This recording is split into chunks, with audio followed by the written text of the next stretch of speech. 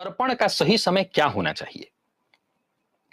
अपने काम को देखिए, मैं ये तो नहीं कहूंगा कि एक तो छोड़ना किसी भी तरीके से नहीं है, चाहे कुछ भी हो जाए, तर्पण छोड़ना नहीं है, हर हाल में होना चाहिए।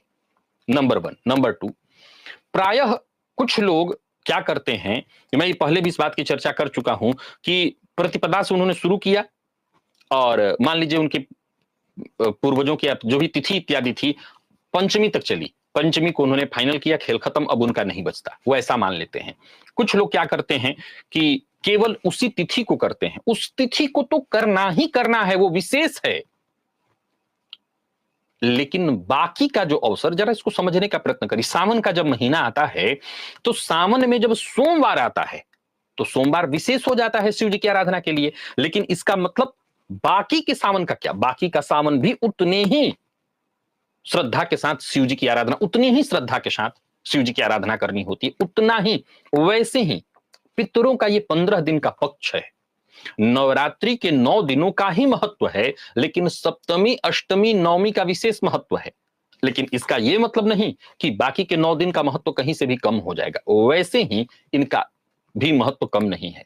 अब जरा समझने का प्रयत्न करिए। कुछ लोग क्या करते हैं कि 15 दिन पूरा का पूरा नहीं करते। ये ध्यान रखिए कि 15 के 15 दिन पूरा का पूरा आपको पितरों के नाम से तर्पण करना चाहिए, और श्राद्ध के लिए सबसे श्रेष्ठ समय वही है, सूर्योदय से 2 घंटे बाद, और या फिर मध्याह्न काल में, अपराह्न काल में। यह सर्वश्रेष्ठ समय माना गया है, जिस समय पितरों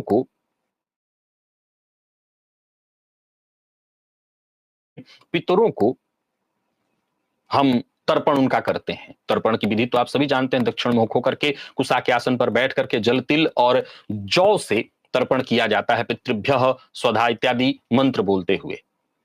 प्रिय दर्शकों, पितृपक्ष में तर्पण का जितना महत्व है, उतना ही महत्व भोजन के मामले में ब्राह्मण को भोजन कराने का भी है। ब्रह्मभोज इत्यादि जिसको कहते हैं, ब्राह्मण को भोजन कराना।